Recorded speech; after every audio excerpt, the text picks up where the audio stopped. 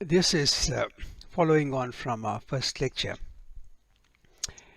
and we'll be looking at the theoretical explanations that we have from sociological, political, and psychological sciences in order to understand how academia has basically interpreted domestic violence. One of the ways by which people tend to see this is there are always some kind of faulty individuals, and we need to fix them. We need to try to fix them, control them, and if necessary, punish them. If we understand domestic violence as a family issue, we might try to take up the family dynamics perspective and try to tease some of the relationships or work within the family dynamics as a therapist. But if we see domestic violence as a societal problem, we might have to look at what are those issues, concerns that basically require some changing. Does it also require changes from the integers or from the individuals who live in that society? I think it's useful in a way for practitioners to have an understanding of those theories and not necessarily to understand each of those theories have actually emerged from a very impartial view of the humankind.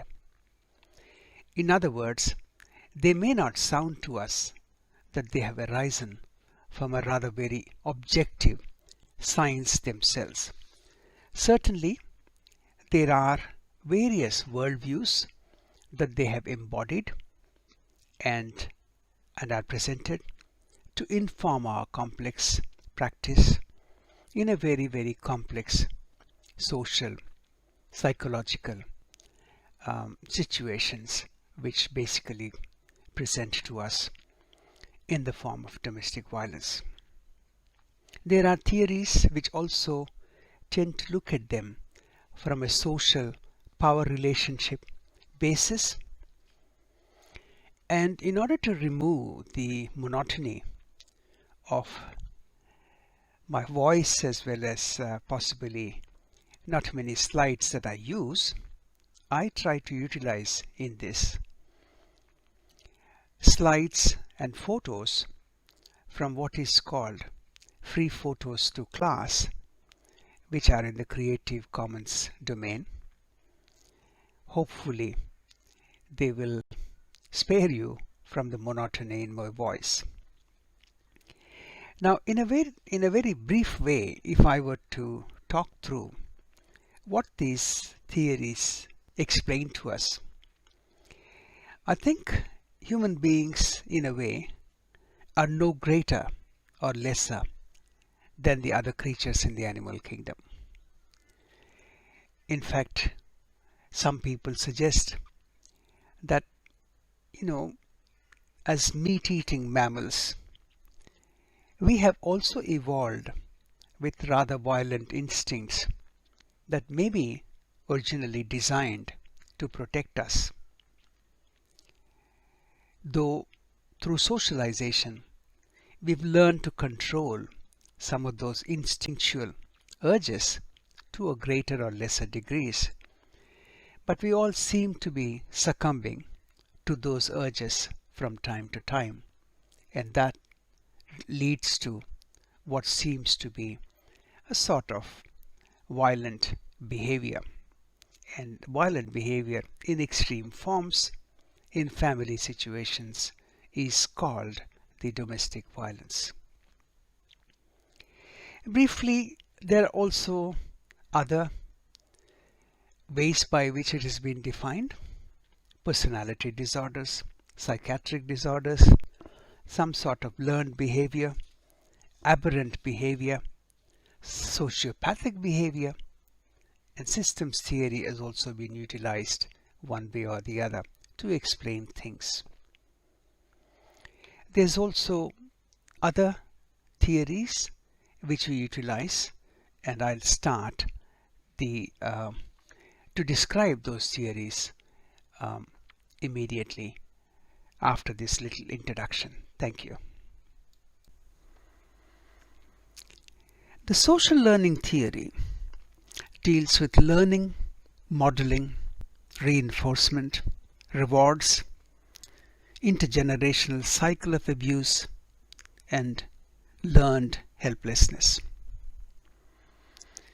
The personality traits, disorders, narcissistic personality, psychopathology, PTSD, etc.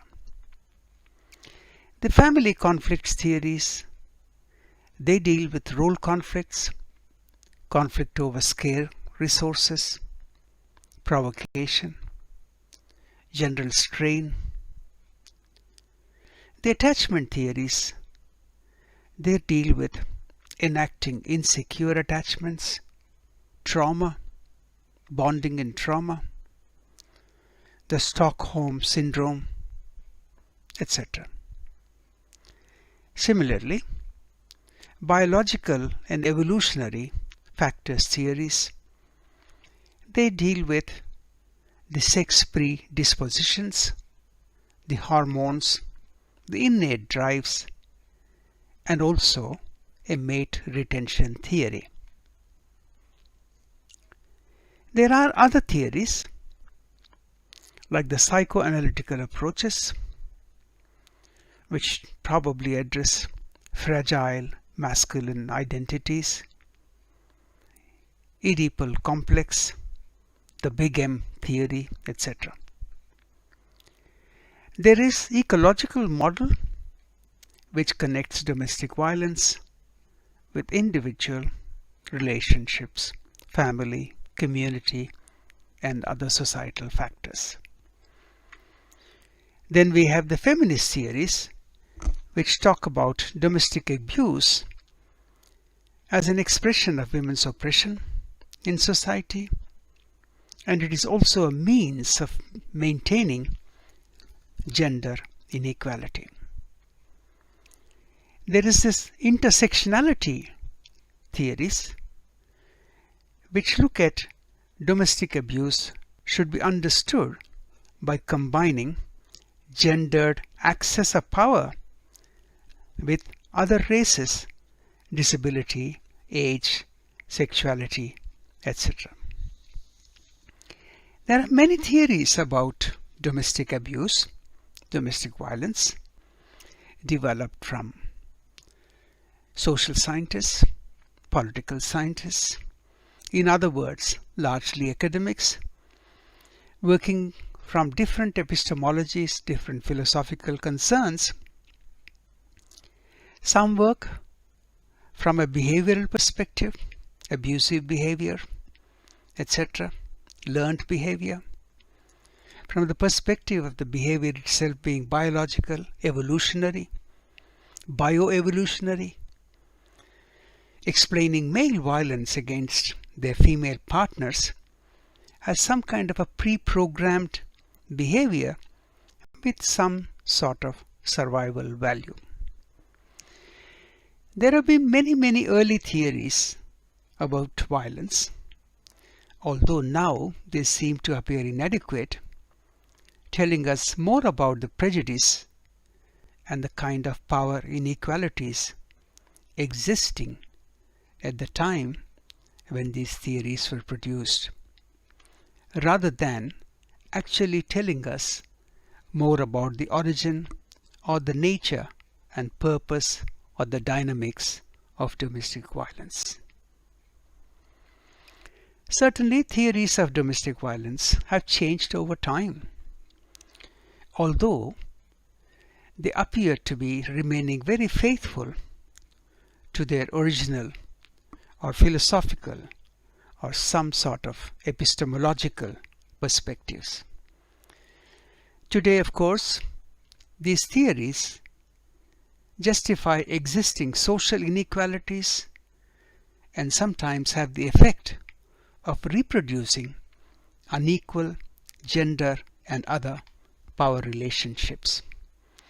It is for this reason it is useful for practitioners to always have a degree of critical awareness when talking about them or when trying to work through some of these theories in their practice. Some questions that can always be asked are, where does a theory come and what does it help us with? Historically, to what practice did it lead us to? Who did it benefit most? I think theories of domestic violence can be seen in three different circles. One sort of theories which are individual centered, the other which are possibly family centered, and the others which are socio and cultural.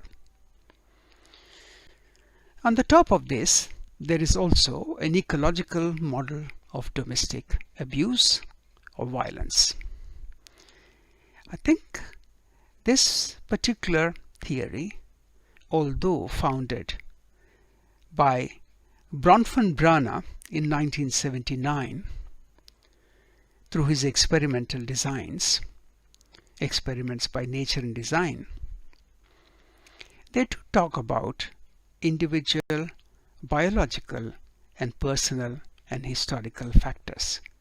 And these are age, education, income, substance use or abuse, that increases the likelihood of becoming a victim or a perpetrator of violence. The relationship is closely monitored. Close relationships that may increase the risk of experiencing violence as a victim or a perpetrator. A person's closest social circle, that's generally the peers, partners, and family members, influence their behavior and are expected to contribute to their range of experience.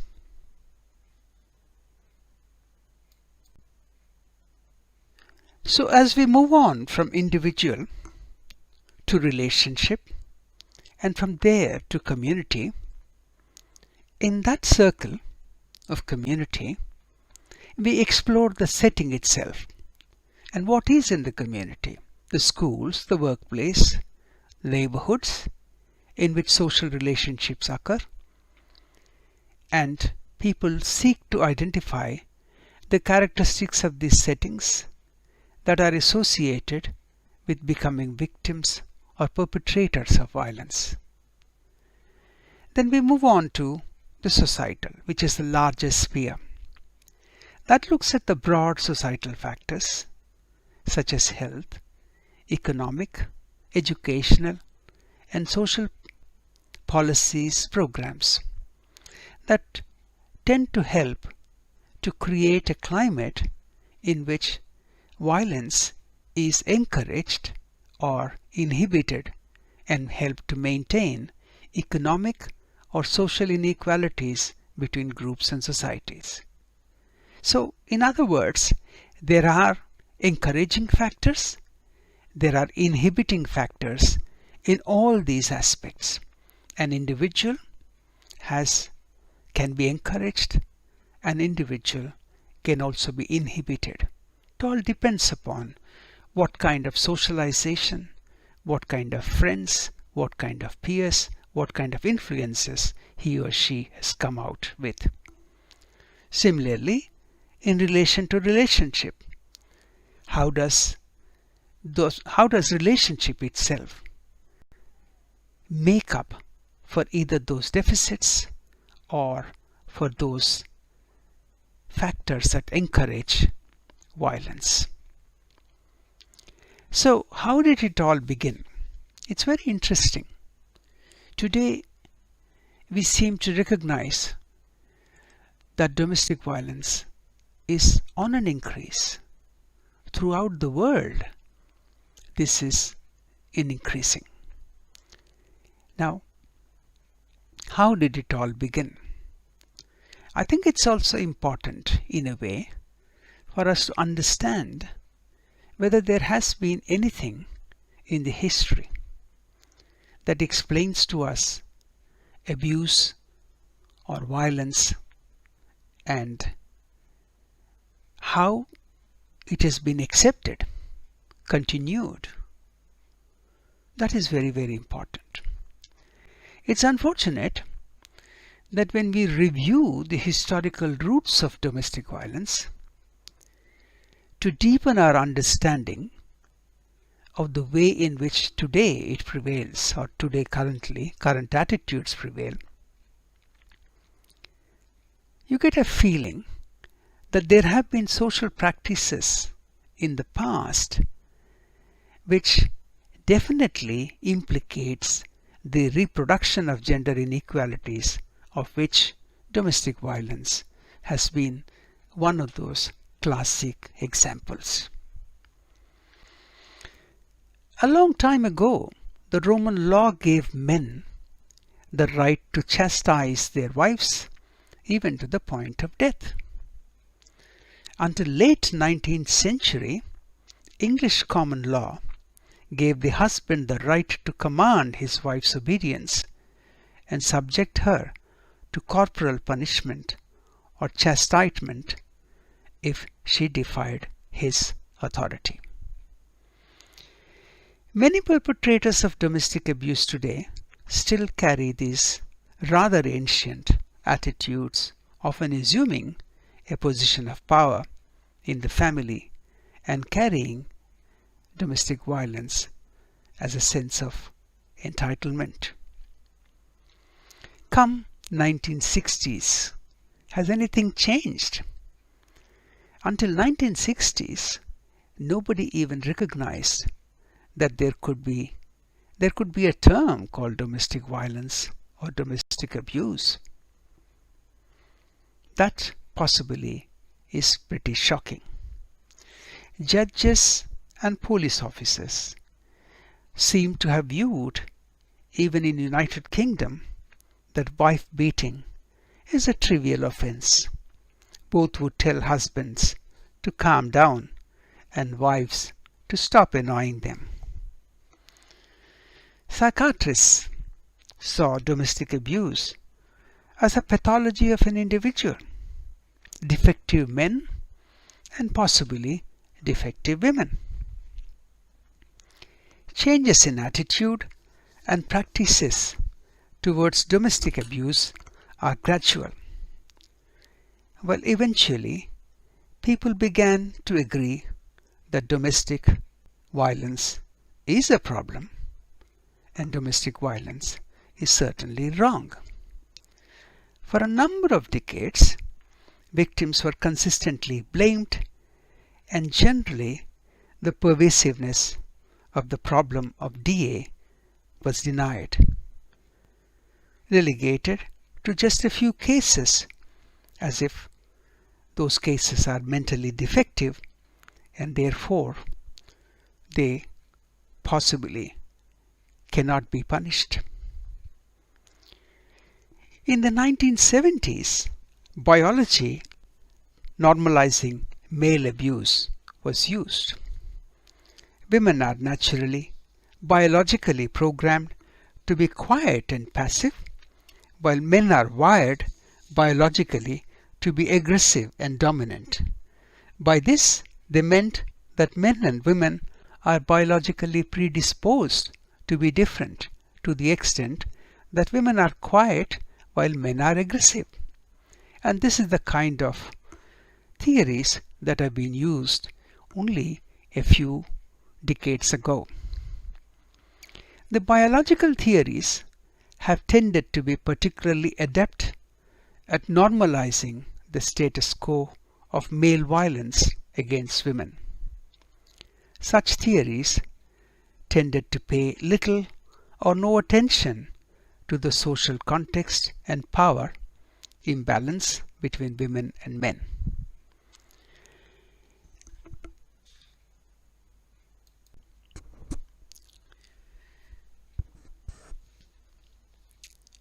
While male violence has been explained away, justified in academic literature, we find a wealth of theory and research which blames the victim.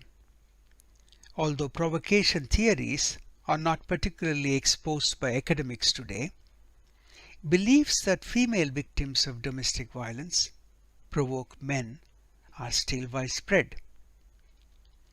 Within counseling and therapy, many victims of domestic violence are still asked today, "What did you do to make him angry?"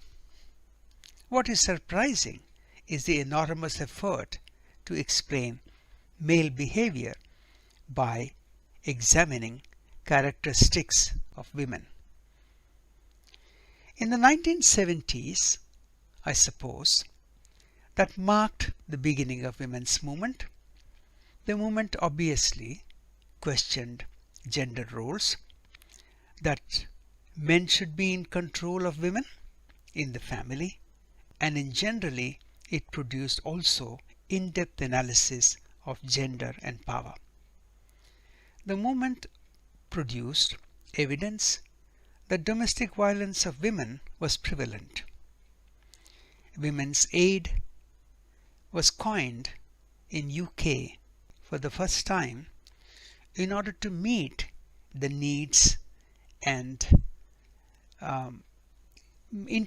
suggest interventions, particularly in domestic abuse, and the UK government has actually accepted that.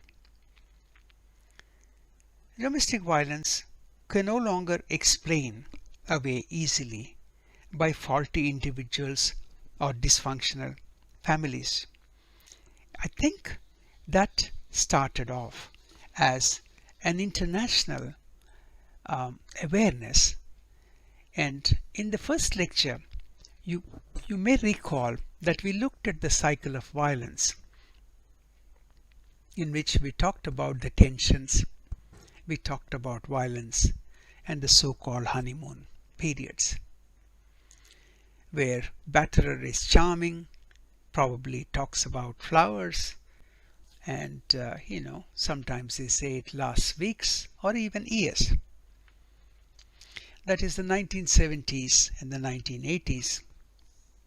Lenore Walker's cycle of violence became the celebrated explanation tool. Lenore Walker is also known for concepts such as battered wife syndrome, learned helplessness. Both of these concepts have been criticized for pathologizing victims of domestic violence and representing the effects of oppression, and if that was to be an individual flailing or deficiency. Until 1980s, in fact from 1980s till today, the so-called feminist models that we have continue to draw on survivors' experience and view domestic abuse as an instrument and expression of gender inequality. Analysis of coercive control developed over a period of time to enrich practitioners' understanding of abusive practices and the nature of dynamics of domestic abuse. I think in the last lecture we also saw the dualith models and the cycles and these beautiful experiments that they've got, and throughout the world seems to be following the circles, which came out of the intervention project in Minnesota. And some of their sheets, called What Works, the guidance sheets, are utilized throughout the world. The intersectional models of domestic abuse added further dimension to practitioners' understanding of multiple forms of discrimination and abuse of power of even marginalized groups. These models became particularly useful for people of the marginalized groups themselves, and also to those who are working to uh, empower the victims, particularly from ethnic minorities and also people with disabilities. I think um, closer to our own, um, closer to Australian situation is also an awareness that migrant families, newly arrived refugee families also experience bouts of violence within their families as a result of interaction, appreciation, assimilation, integration into some of the values within the Australian society. The whole idea of going through this series is to increase our understanding, become critically aware, appreciate these theories, understand also their limitations, and then move on with an intention to support the people that we need to in the community and in society. I believe none of these theories directly explain everything in domestic violence. So it is possible that as we progress into our own, into our communities, and as we start looking at interventions, we will always find it handy to look at these perspectives from an ecological, community, individualistic, whatever perspective that comes to you at that point of time handy will always help you to work with your intervention and assist the victim and the victim's family.